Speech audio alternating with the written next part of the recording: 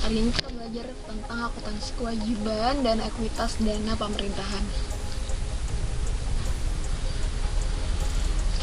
Akuntansi kewajiban itu berupa hutang, sedangkan ekuitas dana itu kekayaan ya. Nanti kita akan belajar satu-satu.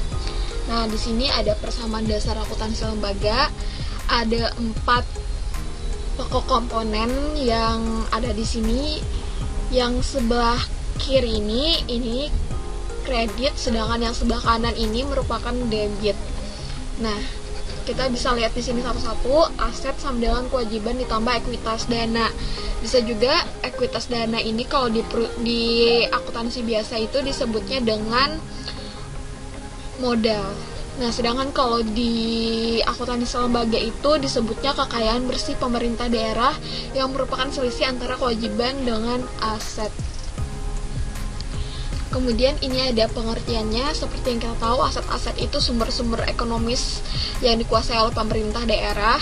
Kemudian di sini ada kewajiban, utang yang timbul, kewajiban itu utang. Kemudian ekuitas dana tadi yang seperti sudah Miss jelaskan, kekayaan bersih pemerintah. Selisih kekayaan bersih pemerintah antara kewajiban dengan aset. Oke, next. Kewajiban pemerintah di sini ada dua pokok yang akan kita bahas. Yang pertama ada jenis-jenis kewajiban pemerintah, bisa dibagi jadi 2 berdasarkan waktu, kemudian berdasarkan sumber dana.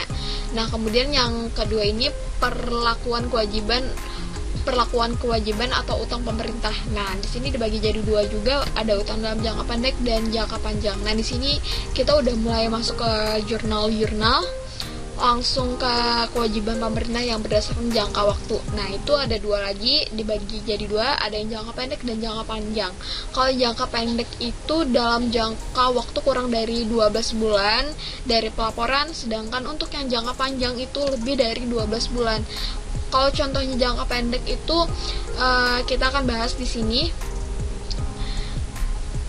Iya, ini kayak kedua deh, ya udah nggak apa-apa ya.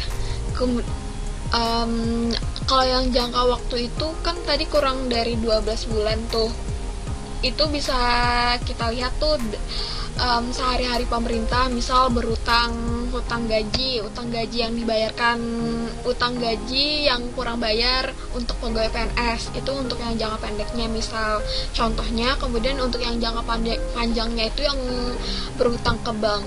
Nah, kalau yang jangka waktunya itu ada 2, di sini ada yang dalam negeri dan ada yang di luar negeri. Nah, kemudian kita di sini akan bahas tentang perlakuan kewajiban atau utang pemerintah. Nah, di sini ada utang dalam jangka pendek.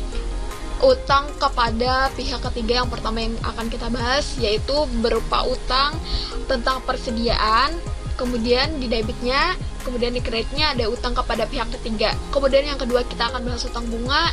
Nah, utang bunga ini bisa utang bunga itu bisa utang bunga itu bisa ada kan biasanya kalau dalam kita menabung tuh di bank ada yang namanya bunga, ada yang namanya bunga pinjaman gitu. Nah, kalau bukan menabung sih, tapi kalau minjam ke bank tuh ada yang namanya bunga pinjaman. Nah, di sini termasuk kalau utang bunga itu termasuk jangka pendek karena kurang dari 12 bulan.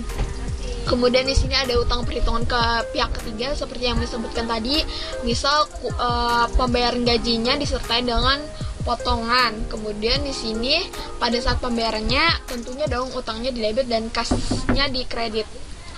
Ada utang dalam jangka pendek yang keempat dan yang kelima ini ini sebenarnya bagian lancar utang jangka panjang. Kemudian yang terakhir ini uang muka dari kas umum negara atau daerah, kas di bendahara pengeluaran. Kemudian kreditnya uang muka dari kas umum negara atau daerah. Nah, yang terakhir pendapatan diterima di muka. Kalau di debitnya kas, kemudian di kreditnya pendapatan LO ini laporan operasional. Kemudian pada saat pengakuannya tentunya pendapatannya di debit, kemudian pendapatan diterima di mukanya di kredit. Oke, lanjut lagi. Nah, ini kita udah masuk ke utang dalam negeri jangka panjang. Utang dalam negeri jangka panjang itu ada beberapa. Yang pertama kita akan bahas utang dalam negeri non perbankan berupa obligasi. Nah, Kalau belajar ekonomi, kita akan kembali lagi ke ekonomi bisnis nih di pelajaran kelas 10.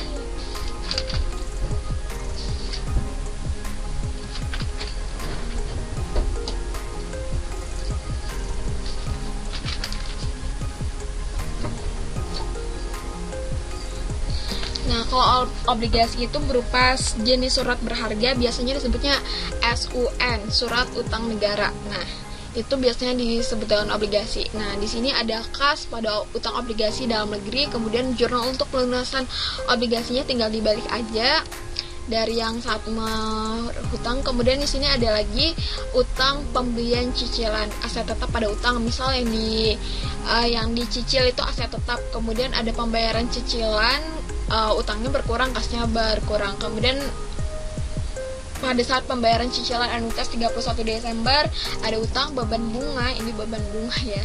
Kemudian pada kas anuitas itu tahunan. Kemudian lanjut lagi ke utang dalam negeri jangka panjang. Utang dalam negeri jangka panjang itu misal nih, kalau pemerintah melakukan kemitraan berupa gedung maupun bangunan. Nah, itu kan pasti pada saat proses pembangunannya itu pasti lebih dari setahun biasanya. Nah, makanya di sini di debitnya gedung dan bangunan aset kemitraannya di debit, kemudian utang kemitraannya di kredit. Nah, yang kedua utang dalam negeri perbankan. Nah, contohnya itu pada tahun 2019 pemerintah daerah Kabupaten Z melakukan pinjaman dari perbankan dalam negeri sebesar 6 miliar. Pinjaman ini akan dicicil selama 5 tahun. Jurnal untuk mencatat penerimaan pembiayaan dan bersumber dari utang dalam negeri perbankan ini kayak gini ya jurnalnya. Kas pada utang dalam negeri perbankan, long term liabilities kalau dalam istilah akuntansinya. Kemudian kita akan bahas penjurnalan transaksi cadangan piutang. Nah, cadangan piutang biasanya digunakan nih apabila untuk transaksi yang berasal dari penyelesaian atas timbulnya pendapatan di akhir periode akuntansi. Nah, jurnalnya tuh kayak gini, piutangnya di debit, kemudian ekuitas dana lancar cadangan piutang. Ekuitas dana lancar cadangan piutangnya di kredit. Nah, ini berbeda lagi dari utang tadi. Kita akan membahas ekuitas dana pemerintah, yaitu kekayaan bersih pemerintah di selisih antara kewajiban dengan aset. Nah, kemudian yang kedua utang untuk transaksi yang berasal dari pembiayaan, yaitu penerimaan kembali pemberian pinjaman dan penerimaan piutang daerah. Penjurnalannya seperti ini. Nah, ini kebalikannya aja ya. Nah, kemudian di sini ada penjumlahan transaksi cadangan piutang, persediaannya di debit, kemudian ekuitas dana lancarnya di kredit. Nah, kemudian kita akan bahas pencatatan untuk akun ekuitas dana investasi. Nah, ini untuk investasi jangka panjangnya, ekuitas dananya menyesuaikan dengan apa yang akan dibahas. Misal di sini untuk investasi jangka panjang, maka ekuitas dananya ada tambahannya lagi diinvestasikan dalam investasi jangka panjang. Sedangkan di debitnya untuk penyertaan modal pemerintah daerah.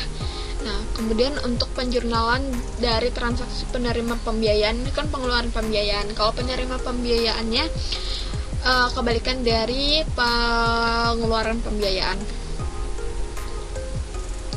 Oke, selanjutnya kita akan bahas penjumlahan dari transaksi belanja modal. Tentunya setelah investasi, pemerintah daerah akan melakukan belanja modal. Nah, di sini misal pembelanjaan modal aset lainnya itu berupa misal komputer atau hal-hal yang berhubungan dengan aset ya. Nah, di sininya ekuitas dananya menyesuaikan dengan apa yang dibahas, konteksnya. Di sini diinvestasikan dalam aset lainnya. Nah, ini untuk perolehan aset, kemudian untuk penjualan aset daerah kebalikannya dari yang tadi. Nah, kemudian yang ini lagi pencatatan untuk akun Kemudian selanjutnya pencatatan untuk akun ekuitas dana cadangan. Dana cadangannya di debit, kemudian di kreditnya menyesuaikan dengan konteks yang akan dibahas. Ini untuk pengeluaran pembiayaan, untuk penerimaan pembiayaannya tinggal dibalik aja. Nah, sudah selesai. Terima kasih. Apakah ada yang ingin bertanya? Kalau ada yang bertanya, silakan.